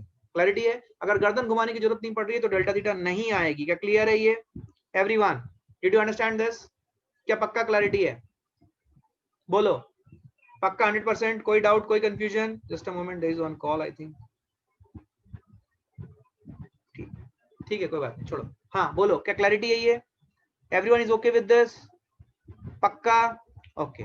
अभी ध्यान से देखो, इसी जगह पे मैं थोड़ा सा यूज करूंगा direction of angular quantities. Direction of angular quantities, सुनो ध्यान से। तो सपोज, सुनो ध्यान से, सपोज एक सर्कुलर पाथ में कोई ऑब्जेक्ट घूम रहा है, तो सर्कुलर पाथ में अगर कोई ऑब्जेक्ट घूम रहा है तो उसकी जो वेलोसिटी की डायरेक्शन है वो हर इंस्टेंट में चेंज हो रही है, ठीक है। सेंस ऑफ रोटेशन, तो वेलोसिटी की डायरेक्शन ध्यान से देखना, अगर मैं बोलूं कि वेलोसिटी की डायरेक्शन, तो वेलोसिटी की डायरेक्शन हर इंस्टेंट पे चेंज हो रही है अगर कोई बॉडी सर्कुलर पाथ कर रहा है तो अगर वेलोसिटी की डायरेक्शन हर इंस्टेंट पे चेंज हो रही है तो इस सर्कुलर पाथ में क्या फिक्स्ड रहा? Sense of rotation.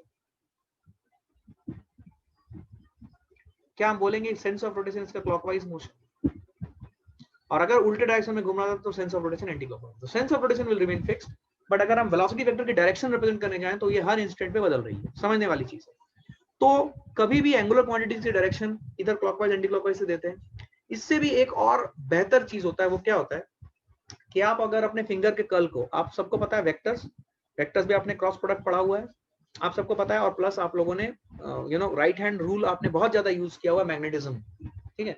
तो अगर आप अपने फिंगर्स को कर्ल करोगे वेलोसिटी के डायरेक्शन में तो आप देखिए आपका थंब जो है वो किधर जा रहा है।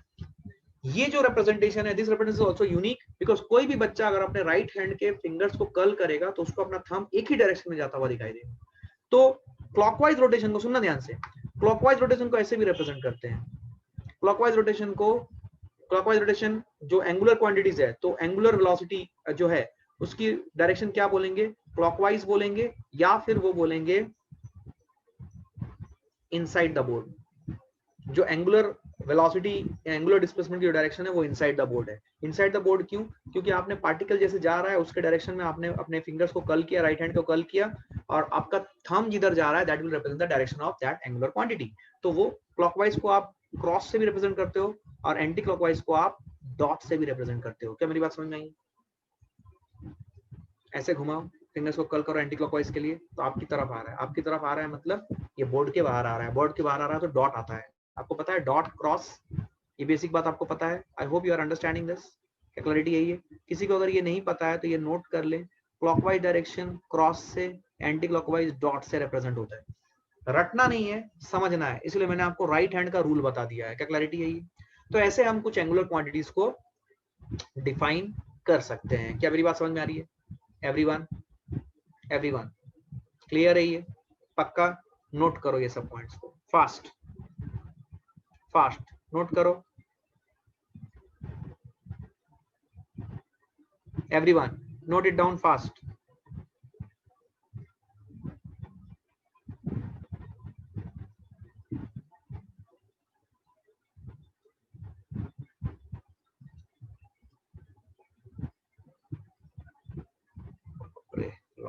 हाँ बोलो बोलो, क्या क्लियर है ये everyone? Everyone is understanding this? कोई दिक्कत, कोई कंफ्यूजन है यहाँ पे? बोलो जल्दी। तो हम लोगों ने कौन कौन से क्वांटिटी पढ़ लिया भैया? हम लोगों ने एंगुलर पोजीशन पढ़ लिया, एंगुलर डिस्प्लेसमेंट पढ़ लिया। हम लोगों ने एंगुलर पोजीशन के रिलेटेड बहुत सारे इंपॉर्टेंट कॉन्सेप्चुअल पॉइंट भी पढ़े, और एंगुलर डिस्प्लेसमेंट के रिलेटेड तो पर्टिकुलरली बहुत सारे कॉन्सेप्चुअल पॉइंट पढ़े। तो काफी कॉन्सेप्चुअल पॉइंट्स इसके अंदर इन्वॉल्व है, थियोरी क्वेश्चंस के लिए काफी ज्यादा इंपॉर्टेंट। तो ये सब पॉइंट्स आपके दिमाग में एकदम फिक्स होना चाहिए। क्या क्लैरिटी है ये? अच्छा, अब देखो ध्यान से, अब हम बात करेंगे एंगुलर वेलोसिटी। पहले क्या पढ़ा? एंगुलर पोजीशन, फिर क्या पढ़ा? एंगुलर डिस्प्लेसमेंट, अब क्या पढ़ेंगे? Angular velocity. अब याद करो लीनियर वेलोसिटी को कैसे डिफाइन करते थे? लीनियर वेलोसिटी को डिफाइन करते थे rate of change of linear displacement. वैसे ही एंगुलर वेलोसिटी को कैसे डिफाइन करेंगे? एंगुलर वेलोसिटी को डिफाइन करेंगे rate of change of angular position. कैसे डिफाइन करेंगे? चलिए इसका डेफिनेशन लिखिए फटाक से। Rate of change of angular position of the body is known as angular velocity. Rate of change of angular position of the body is known as angular velocity. अब समझने वाली बात क्या है? सुनना, समझने वाली बात ये है कि एंगुलर वेलोसिटी जो है, याद करो एक और बात, किनेमेटिक्स में मैंने आपको बताया था कि वेलोसिटी जो है, ये वेलोसिटी डिफाइन होती है इंस्टेंट पे और इंटरवल पे, दोनों पे डिफाइन होती है। एक्चुअली मैं थोड़ा बैक जाऊंगा, मैं यहाँ पे आपको एक बात बताना चाहता हूँ कि एंगुलर डिस्प्लेसमेंट जो है, ये एंगुलर डिस्प्लेसमेंट कहां पे डिफाइंड है? ये एक इंटरवल पे डिफाइंड है हमेशा, ये इंस्टेंट पे डिफाइन नहीं होता। Angular displacement is always defined for an interval, जैसे कि लीनियर डिस्प्लेसमेंट हमेशा इंटरवल के लिए डिफाइन होता था। क्या बात समझ में आ रही है?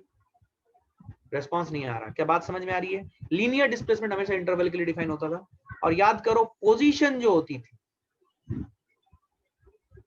It is always defined for an instant. आप पोजीशन वेक्टर बोलते थे, पोजीशन वेक्टर क्या हमेशा इंस्टेंट के लिए डिफाइन होती थी, लेकिन जो डिस्प्लेसमेंट होती थी वो इंटरवल के लिए डिफाइन होती थी। तो एंगुलर पोजीशन भी इंस्टेंट के लिए डिफाइन होगी, एंगुलर डिस्प्लेसमेंट भी इंटरवल के लिए डिफाइन होगी, मैंने लिख दिया है, इंपॉर्टेंट। एंड अभी जो हम लोग कर रहे हैं एंगुलर वेलोसिटी, ये एंगुलर वेलोसिटी जो है, वेलोसिटी याद करो, वेलोसिटी हम लोग इंस्टेंट के लिए भी डिफाइन करते थे और इंटरवल के लिए भी डिफाइन करते थे। इंस्टेंट के लिए जो डिफाइन करते थे वेलोसिटी, इसको हम लोग बोलते थे इंस्टेंटेनियस वेलोसिटी, याद है?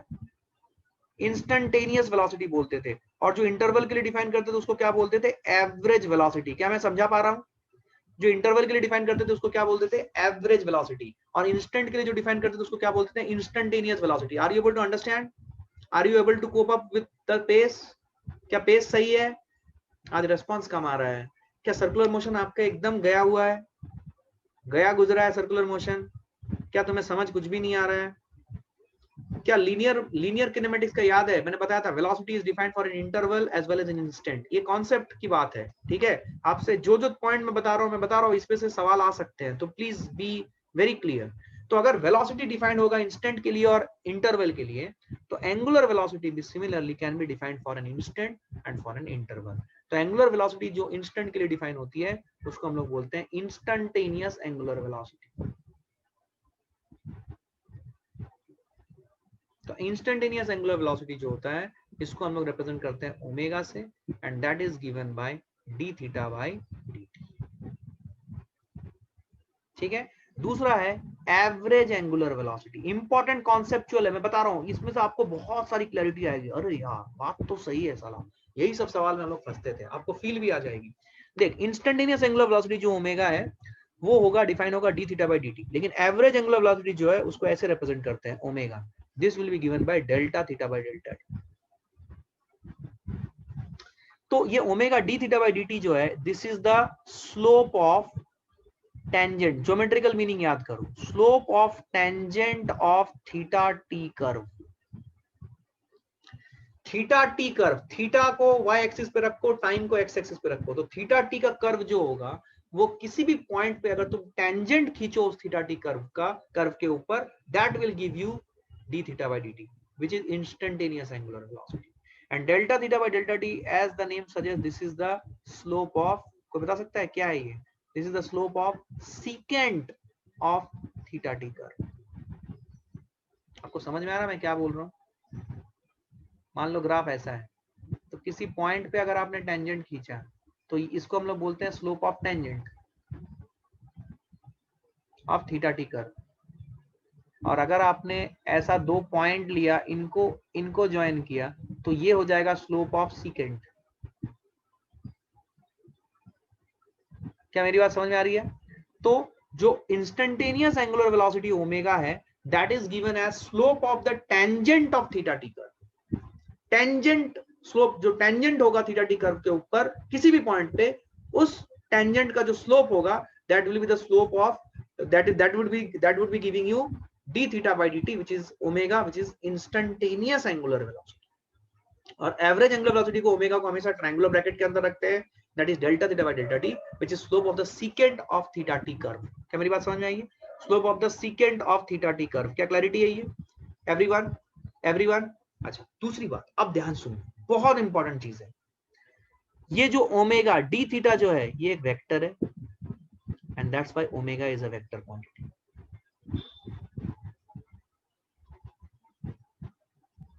super duper important, omega instantaneous is a vector quantity, but omega average delta theta क्या था? डेल्टा थीटा था लार्ज एंगुलर डिस्प्लेसमेंट। मैंने आपको लिखाया था, याद करो क्या? Small angular displacements are vectors, but large angular displacements are not vectors. क्या मैंने लिखाया था? देख यहाँ पे दिख रहा है तेरे को? दिख रहा है तेरे को? अरे बोलो भाई, क्या समझ आया? Small angular displacement of vector quantity, इसलिए डी थीटा को मैं आगे मैंने वेक्टर लिखाया बिना सोचे समझे, क्योंकि मुझे पता है स्मॉल एंगुलर डिस्प्लेसमेंट वेक्टर ही होने वाला है। तो क्या डी थीटा के ऊपर वेक्टर लगा दिया, और अगर डी थीटा के ऊपर वेक्टर लगा दिया तो D theta vector by d T करूंगा तो ओमेगा एक वेक्टर क्वांटिटी आएगी, दैट इज ओमेगा इंस्टेंटेनियस। मतलब instantaneous angular velocity is vector, but average angular velocity is not a vector.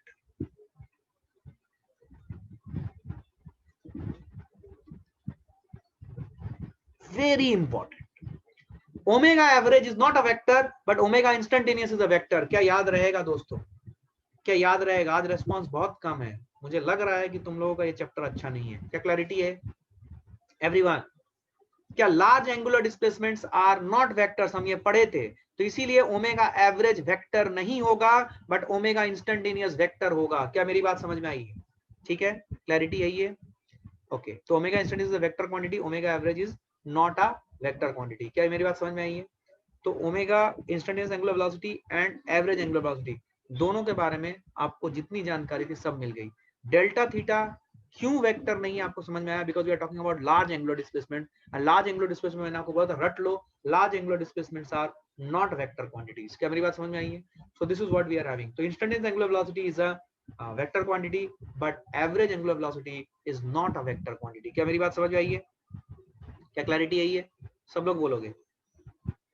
ठीक है, पक्का? अच्छा, अब हम बात करेंगे एंगुलर स्पीड की। किसकी बात करेंगे? छोटे छोटे टर्म्स हैं, एंगुलर स्पीड। ठीक है, एंगुलर स्पीड का क्या है? एंगुलर स्पीड क्या होता है? याद करो, हमने स्पीड निकालने के लिए क्या कॉन्सेप्ट बोला था? बोलो, लीनियर किनेमेटिक्स में स्पीड जब भी निकालना हो तो स्पीड होगा आपका मॉड्यूलस ऑफ वेलोसिटी वेक्टर। क्या मैंने बोला था? Modulus of velocity vector gives you speed. ठीक है, तो angular speed is what? It is the magnitude of angular velocity. Magnitude of angular velocity अगर हम करेंगे, that will give us the average speed. जैसे स्पीड निकलता था मॉड्यूलस ऑफ वेलोसिटी वेक्टर, मतलब magnitude of velocity vector gives us the speed. कभी भी speed निकालने के लिए बोला जाए तो आप क्या करते हो? वेलोसिटी वेक्टर निकालते हो और उसका मॉड्यूलस निकाल लेते हो, that will give you the speed. उसी तरीके से एवरेज स्पीड कैसे डिफाइन होगा? It is magnitude of angular velocity. What is the time? Yes, we have some time. Clarity है ये? अच्छा, एवरेज स्पीड है, it is what quantity? Average speed है, it is a scalar quantity. It is a scalar quantity. अच्छा, इसकी unit क्या हो जाएगी? इसकी यूनिट आ जाएगी रेडियन पर सेकंड। एवरेज वेलोसिटी की यूनिट क्या आएगी ये बताने की जरूरत नहीं है, इसकी यूनिट क्या आ जाएगी? ये यूनिट रेडियन पर सेकंड में आएगी। ये सबको क्लैरिटी है ना? तो एवरेज स्पीड की भी यूनिट क्या आ जाएगी? इसकी भी यूनिट आ जाएगी रेडियन पर सेकंड इज द यूनिट। क्या क्लैरिटी है ये? क्या क्लैरिटी है ये? पक्का? Scalar quantity unit is radian पर सेकंड। ठीक है, अच्छा नेक्स्ट देखो, एंगुलर एक्सेलरेशन। देखो, सारी कॉन्सेप्ट आप किनेमेटिक्स का रिकैप भी कर सकते हो। अब मुझे आप बताओगे, याद करो लीनियर किनेमेटिक्स में आपको याद है क्या कि ये जो एक्सेलरेशन था, ये एक्सेलरेशन हम किसके लिए डिफाइन करते थे? इंस्टेंट के लिए या इंटरवल के, या दोनों के लिए? किनेमेटिक्स याद करो, एक्सेलरेशन हम किसके लिए डिफाइन करते थे? इंस्टेंट के लिए, इंटरवल के लिए, या दोनों के लिए? एक्चुअली एक्सेलरेशन जो है ये दोनों के लिए डिफाइन होता है, इंस्टेंट के लिए भी और इंटरवल के लिए भी। ये सब फंडा है दोस्तों, ये भूलना नहीं है यार, है ना, ये भूलना नहीं है। क्या मेरी बात समझ में आ रही है? एक्सेलरेशन जो है इंस्टेंट के लिए और इंटरवल के लिए दोनों के लिए डिफाइंड है। इंस्टेंट के लिए जो एक्सेलरेशन होगी उसको हम लोग कहते हैं इंस्टेंटेनियस एक्सेलरेशन, और जो इंटरवल के लिए डिफाइन होती है वो कहलाती है एवरेज एक्सेलरेशन। फिर से हम बात करेंगे इंस्टेंटेनियस एक्सेलरेशन। एंगुलर एक्सेलरेशन को अल्फा से रिप्रेजेंट करते हैं, ठीक है। तो इंस्टेंटेनियस एक्सेलरेशन क्या होगा? इंस्टेंटेनियस एक्सेलरेशन जो है, this alpha is given by d omega by dt, ठीक है। और दूसरा है एवरेज एक्सेलरेशन। एवरेज एक्सेलरेशन को रिप्रेजेंट करेंगे अल्फा ट्रायंगुलर ब्रैकेट के अंदर, which will be equal to del omega by del. अब इसको हम लोग लिखेंगे slope of tangent of omega t curve, slope of secant of omega t curve. क्या मेरी बात समझ में आई है? Slope of tangent of omega t curve is D omega by dt and slope of secant of omega t curve is delta omega by delta T. क्या मेरी बात समझ में आ रही है? कोई दिक्कत, कोई कंफ्यूजन नहीं है? क्लियर है? अच्छा, अब मुझे एक बात बताओ, व्हेन आई से D omega by dt, D omega is change of omega, ठीक है, D omega is change of omega. Omega कैसा क्वांटिटी है? When I say omega, change of omega, it is always in an interval. तो omega जो defined होगा हमेशा एक instant पे डिफाइंड होगा, बिकॉज जब मैं डी ओमेगा लिखूं, मतलब सॉरी डी ओमेगा जब मैं लिखूं, इसको क्या बोलना चाहता हूं मैं, let me put it in another page. देखो, अगर मैं डी ओमेगा बाय dt बोल रहा हूँ, it is also omega final minus omega initial by dt। But हाँ, जो इंटरवल हम कंसिडर कर रहे हैं वो इंटरवल काफी स्मॉल है, मतलब उस इंटरवल के बिगिनिंग वाला पॉइंट और उस इंटरवल के एंड वाला पॉइंट, उस इंस्टेंट्स पे जो एंगुलर वेलोसिटी है, that we are writing in d omega by dt. Similarly, in del omega by del t also we are writing omega final minus omega initial. Difference सिर्फ इतना है कि यहाँ पे इंटरवल थोड़ा लार्ज है, तो इस इंटरवल का बिगिनिंग है ओमेगा इनिशियल, उस बिगिनिंग पे ओमेगा इनिशियल है और एंड पे ओमेगा फाइनल है।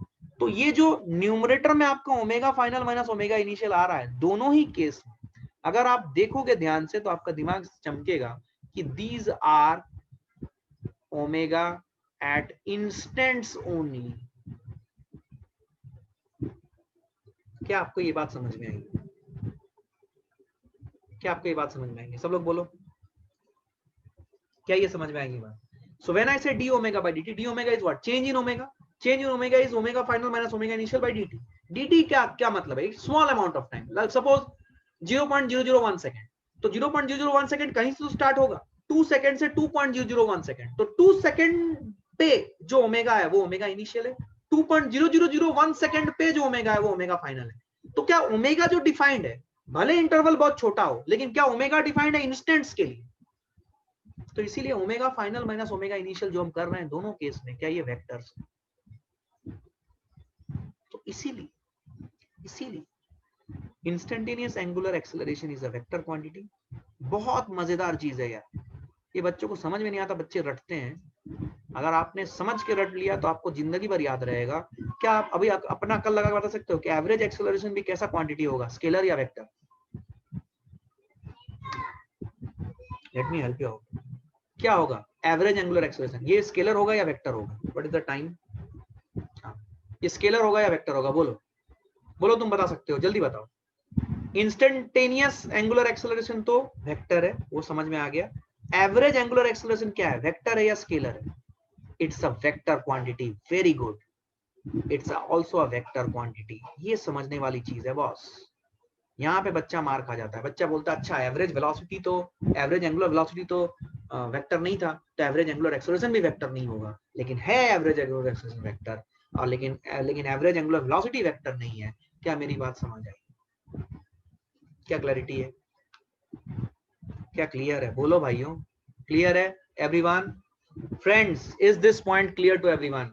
क्या आज का सेशन आपको टफ लगा?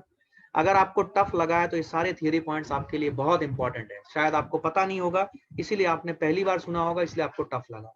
तो आप क्या कीजिए, इस लेक्चर को आप दोबारा घर पे जाके अच्छे से इसके नोट्स बना लीजिए।